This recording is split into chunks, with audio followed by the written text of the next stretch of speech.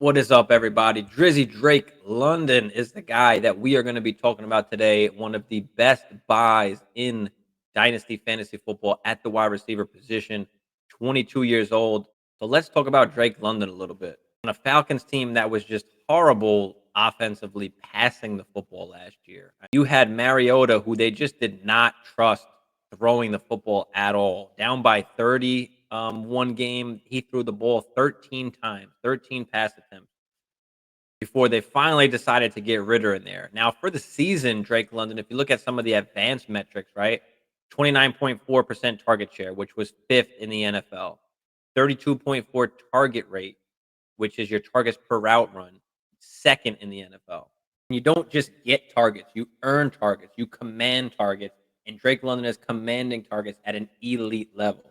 And yes, they did not throw the ball much last year. We can expect them to throw the ball a little bit more this year, even with Bijan coming in, even with it being a heavy rush game. There's nobody else that's there except for Drake London and Kyle Pitts.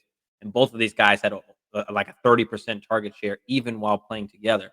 Now we've got Ritter as the starting QB coming in this season. And if we just look at the last 4 weeks with Desmond Ritter, Drake London had 36 targets for 25 catches, 333 yards. If you expand that over 17 games, that's 153 targets. That's 106 catches, and that's 1,415 yards. Now, obviously, that was a small sample size. We can't expect that same thing to happen over 17 games, but we would expect it to be vastly similar because there's not much changing except for a better offense with Bijan Robinson, with Desmond Ritter, who threw the ball 28 times a game in those last 4 weeks of the season. Current ADP in Superflex startups is about 39.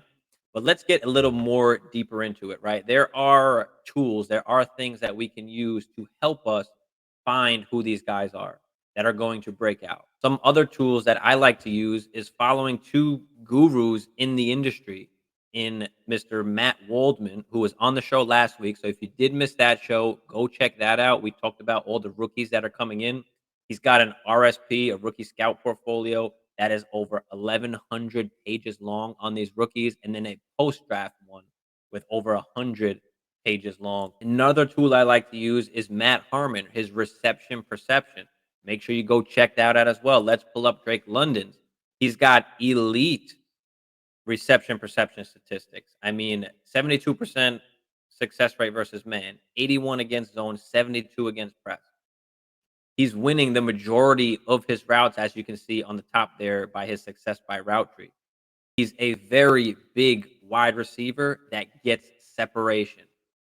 So we're talking about a guy that's 6'4", 213, 22 years old, in the top 5 in target share and target rate last year as a rookie, winning against man coverage, winning against zone coverage, winning against press coverage, winning in a lot of contested catches, not afraid to go over the middle and get hit.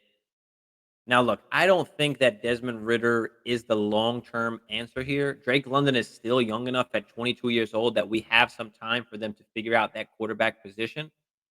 Just before the draft, there were rumblings of Kyler Murray going to Atlanta. Atlanta was inquiring about Kyler Murray. They could not get the compensation correct, so obviously that didn't happen. But we could be in this situation next year where the Cardinals do not do well and they have two top picks in the NFL draft.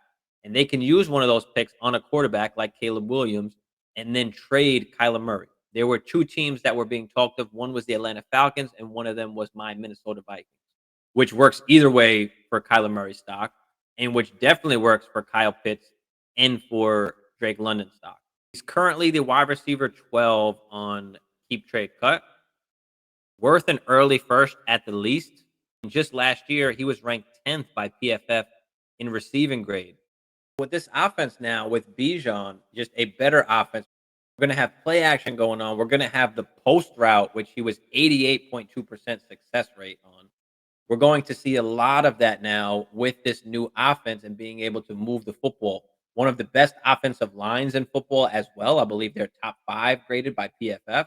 And let's not act like predominantly rushing teams can't support a wide receiver 1 in fantasy. You look at the San Francisco 49ers, a team that loves to run the football. They still produced Debo. They still produced Ayuk, who was a top 15 wide receiver last year. And then don't forget, we thought the same exact thing with the Philadelphia Eagles, didn't we? With AJ Brown and Devonta Smith. So a rushing offense with a predominantly rushing quarterback who didn't throw the ball much or very well in Jalen Hurts now gets weapons in AJ Brown and Devonta Smith, and both of them finish in the top 10. We had Philadelphia last year run the ball the most of any team in the NFL, and they still were able to produce two top 10 fantasy wide receivers. Not saying that Desmond Ritter is Jalen Hurts. What I'm saying is that even though you run the football a lot, you can still produce fantasy relevant wide receivers. So 32 times a game last year for Atlanta, 33 for Philly. You had Cleveland at 31. They still produced a top 15 wide receiver in Amari Cooper. Dallas ran the ball 30 times last year, so about 2 times, 3 times less than Atlanta, and they still produced CeeDee Lamb, top 10 fantasy wide receiver. So I'm just saying, let's not act like Atlanta all of a sudden is going to run the ball 45 times a game and not throw it at all to Drake London. He did not have the season that Garrett Wilson had or that Chris Olave had. So Drake London is going a little bit under the radar here, being a little bit undervalued by most because of what we've been seeing, right? Garrett Wilson, Chris Olave, JJ, Chase, what we've seen from some of these rookies that are coming in. So Drake London, very much under the radar. Go out and buy him now. He's a must buy. Before that price keeps going up and up, you need to get him now before this season starts. He's a guy that you can build around. He's a guy that if you're rebuilding that you want on your squad, he's a guy that even if you're contending, you want to try and get on your squad. Being valued right around the same as DK Metcalf, Devonta Smith, T. Higgins, Tyreek Hill, JSN, Stephon Diggs, Cooper Cup. And other than sending draft capital, one of the best ways to try and acquire Drake London would be trying to tier up from a receiver that is not as high of a stature as Drake London. A Christian Watson, a Jerry Jeudy, a Treylon Burks, a DJ Moore, a Michael Pittman, a Jahan Dotson, a George Pickens. Any of these guys, you can probably throw a second, maybe a first on some of them to try and acquire Drake London. But you guys tell me, what do you guys think about Drizzy Drake London? Are you guys buying? Are you selling? Are you in? Are you out? Let me know what you guys think down there in the comments. Is Drake London poised to break out this season? Because I feel that he is. Now, before you guys get out of here, just do me a quick favor there. Smash that like, smash that subscribe if you do play Dynasty Fantasy Football. We'll see you on the next one.